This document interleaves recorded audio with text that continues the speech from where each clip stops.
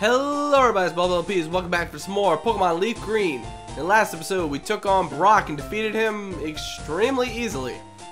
In this episode, there are a lot of bios ahead because we're going to be going over 2 routes and a dungeon. So, I'm going to skip a few of these battles, but just as always, I'm going to be showing the mandatory ones. This is the first mandatory one. Hey, I saw you in Viridian Forest. I never bothered to go look for a Colton, so we're just going to go by his word and say that he saw us. He's got a level 10 Caterpie. That thing should be fully evolved right now, but it's not. Like an idiot, I kind of left Bulbasaur out. And I want to level up Kate, and I actually should just switch right now. Because I have the battle style set to ship. I mean, it's actually set to set. Like, that felt weird to say. That I guess that's why I stumbled. But anyway. Yeah, I have it set to set. So, if I beat that Caterpie with the Bulbasaur, he would just sent out this Weedle with my Bulbasaur still out. So yeah, Kate definitely needs some level grinding to do. And this Weedle should get me in a pretty good range at level 11. Let's see how much I get after this. Come on, let's give me something good. Okay, I'll live with this. And one last Caterpie. Every one of his Pokemon should be fully evolved right now, but they're not. Ooh, nice. Critical hit. Go, Kate. Prove your worthiness, Kate. You beat me again. I didn't beat you in the first place. What are you talking about?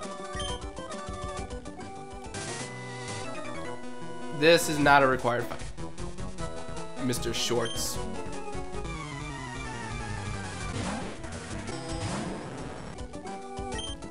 Alright, I'm going to switch Kate out in front now, because not doing so in the first place made her faint. Be right back. Alright, just left to go heal at the Pokemon Center. And now, this is a required fight. So let's see what you've got. Let's see, Caterpie, Weedle. 1 down, 3 to go. Alright, now I can actually get out and use Quick Attack without being damaged first. String Shot is literally worthless because I'm only going to spam Quick Attack. So I'm going to go first regardless of what he lowers my speed to. God, I wish these were evolved just so I can get more experience. Now it's right for 2 so far. He's got a Weedle and a Caterpie. Let's see if he's got another Weedle and another Caterpie. Come on. Stop lowering my... Well, actually, you can keep spamming String Shot, because I'd rather you spam String Shot than Tackle or Poison Sting. That would really suck. Oh, Kakuna. So I'm going to take my other guess back and say that one's a Metapod. Critical hit, so you don't get to spam Harden. Good job, Kate. You're making the beginning of this episode go. Yeah, this episode go by way faster. Okay, one more crit. Come on. Aww. Come on, beat him in this turn. Beat him in this turn. Yes. Go, Kate. You the rat. You the rat. You the rat. You the rat. If I had a new. Oh, if I had new Pokemon, I would have won. Well, all your Pokemon were 1 level away from being their fully evolved form, so you suck, sir. Anyway, actually, I do want to come down here. If you come down here and press A, this is the first instance of a hidden item as a berry. An Oran Berry will heal 10 HP of one of your Pokemon, which seems kind of bad when you got potions, but if you go to your berry pouch, you can actually give these to your Pokemon, and they'll use them whenever they fall into like the yellow area of their health. So in that sense, it's actually better than a potion because you can have them heal immediately rather than have to waste a turn healing. And they got other items, they got other hold items like that, particularly berries that we can find in little dark patches like that. Alright, here's one more mandatory battle, and then we'll get into the Pokemon bios. And actually, since the grass is right there, I'm going to go ahead and talk about them now so I don't have to talk about them later. First up here we got Nidoran Male, which is a great Pokemon. It's going to be poison type until it's fully evolved, where it's going to become poison and have a sub-ground type. It's got several moves to choose from, and it's got good attack and special attack. It's a great mixed attacker. And it's got a great ability that'll actually poison Pokemon if they attack you physically 30% of the time. Oh, and great, I learned Hyper Fang, which is actually a really good move on Kid. I'll explain that in a sec. Anyway, next up is Nidoran Female, who is basically the opposite of Nidoran Male. Not because it's incredibly bad, but because instead of being offensive, it's more defensive. And the stats, the offensive and defensive stats practically switch. And then it's got more HP rather than speed, but it can still learn a lot of great moves. So it can deal a good bit of damage since a lot of moves can be done super effectively. And you'll have a couple of great stats to resist opponents' attacks and special attacks. So that's actually not one to rule out just because Nidoran Male exists. Last one up here is Jigglypuff. It's pretty rare, and it has an ability that can come in handy because it can infatuate enemies, which will make them basically only be able to attack half the time if they're the opposite gender. But aside from that, its stats aren't really good enough to back up its gigantic move pool. Did you touch me? Not at all. I would never violate a gathering of pixels. Even if those pixels look like you. Anyway, speaking of the devil, Jigglypuff. This one's level 14. So, with all that HP, it's probably gonna survive a little while. Unless I use Hyper Fang. Look how much damage that did. Sing! And here's the thing. Okay, if your move can miss, it will. If their moves can miss, it'll always freaking hit. Sing has a 55% accuracy without anything being done to it. Like, if there's no evasion raising and if there's no accuracy lowering, it's still 55% and it freaking hit. It's the least accurate sleeping move in the game, and it freaking worked. Kate, wake up!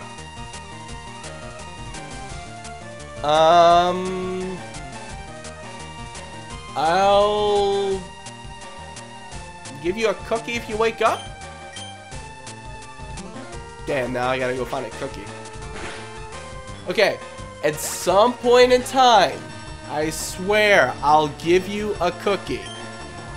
Okay? I owe you.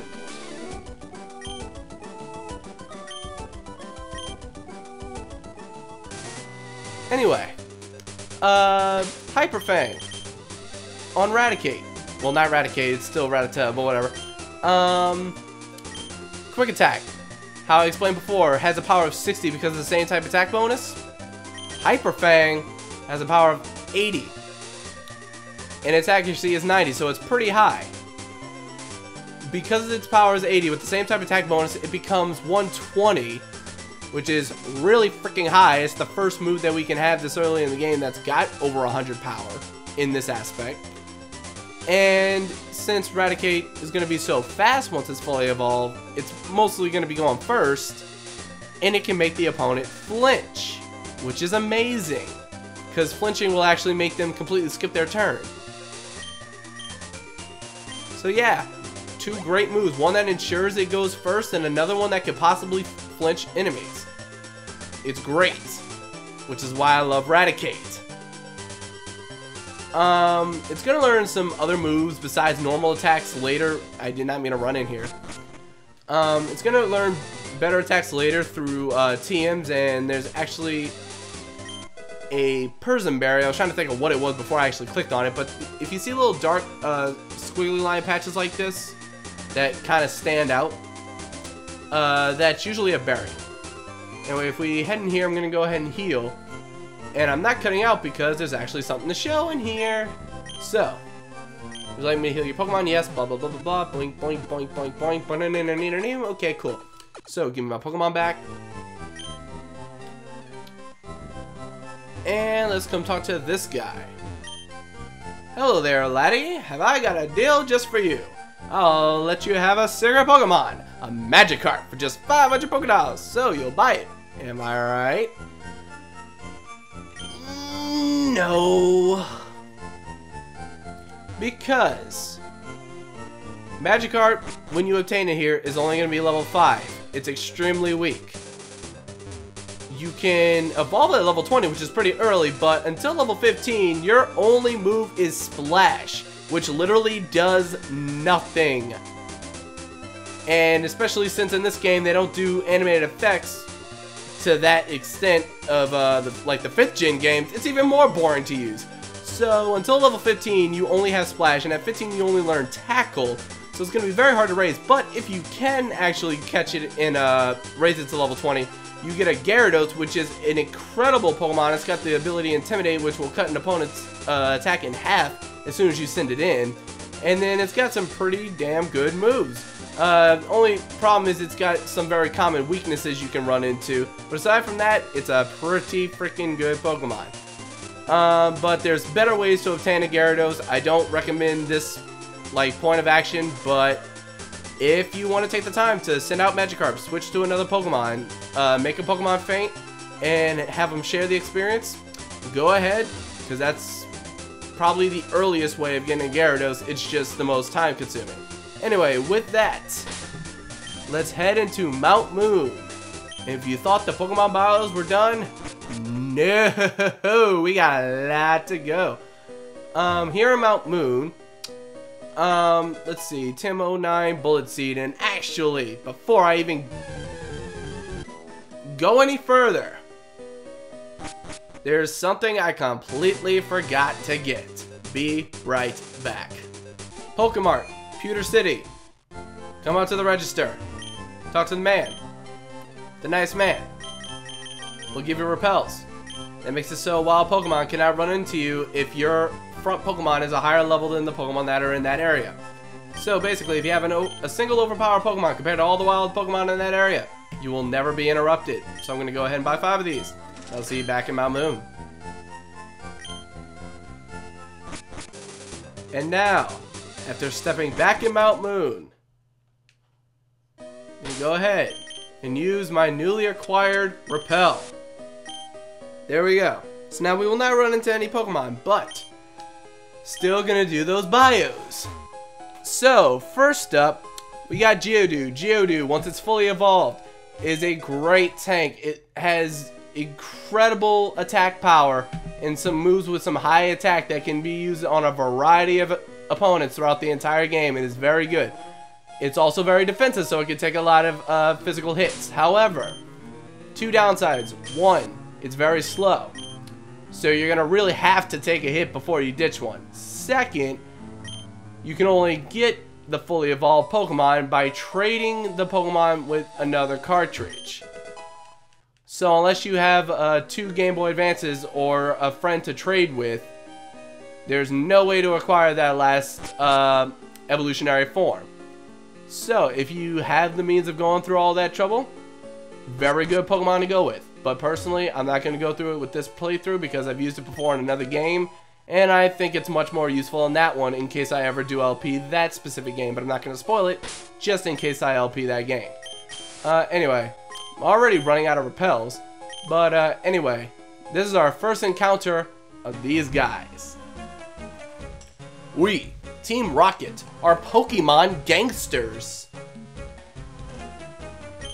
We strike fear with our strength. Okay, word from the not-so-wise. White people that call themselves gangsters are not a big problem to deal with. Okay, so we got a Sandshrew, level 11. I've got a freaking rat that just kills things. And you said you strike fear into people?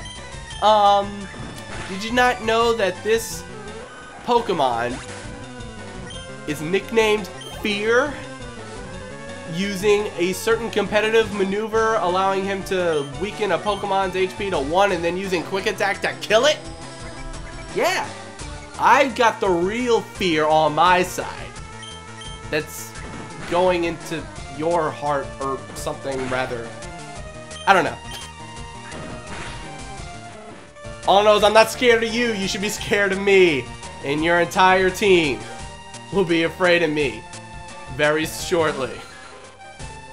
Anyway, there's 2 Team Rocket Grunts in here, I believe, and each one basically has either a Rattata, Sandshrew, or Zubat, and I think one of them has an Ekans. I think the other one has an Ekans. Not too sure, but basically those are the Pokemon you'll always be seeing. Rattata, Zubat, Sandshrew, and Ekans. And of course their evolved forms. One other Pokemon I did not go over that is in this area more often particularly is a Paris. Paris is the suckiest suck to ever suck. Very bad typing, very bad moves. It does have access to Spore. By the way, here's a rare candy. That levels up your Pokemon 1. But anyway, Spore has 100% accuracy and can put your opponent to sleep. But the rest of its stats are terrible. The rest of its moves are terrible. Do not get this.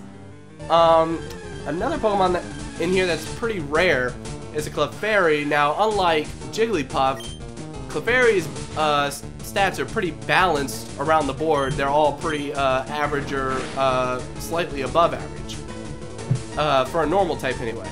So,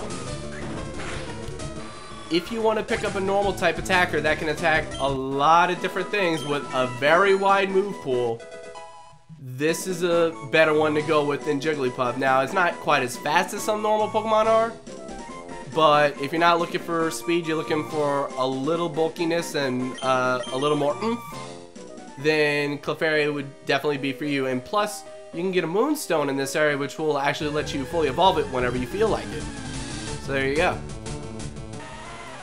From now on, I'm going to be cutting out wild battles because that's it for the bios in this area. Alright, I'm actually post-commentating this because I completely forgot to talk about Zubat, even though I just fought one in the recording. Zubat is pretty fast, but unfortunately doesn't evolve completely until after you beat the main portion of the game because it's a second-gen Pokemon. So I would kind of pass this one up just because of that. If you still want to use it, it is still pretty fast, and you can use it to poison things pretty quickly, but that's just about all it's got going for it, at least before it's fully evolved.